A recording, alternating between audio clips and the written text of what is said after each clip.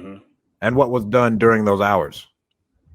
Yeah, that's true. And you still have access to these things to be able to get on and listen to the phone calls, stuff like that, right? So if you feel like that, you know, you're not getting enough information, or you just, you know, you still feel like there's some red flags, well, then go do. At the end of the day, you have access to everything still. You can still get on the call tools. Yeah, you can still get on the call tools. You can still listen to the phone calls.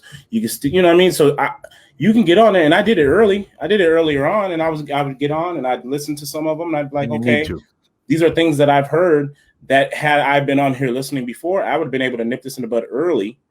And it's not one of those things where they're not good enough, but there's some things that I'm picking up on that I can see that this is where we're losing stuff. You know what I mean? And so, yeah, you should be getting on there and seeing if they're being trained adequately, or to the liking that you like, and having an open communication with the sales managers, or, you know, and their managers, and their, you know, and stuff like that, and being able to talk to them.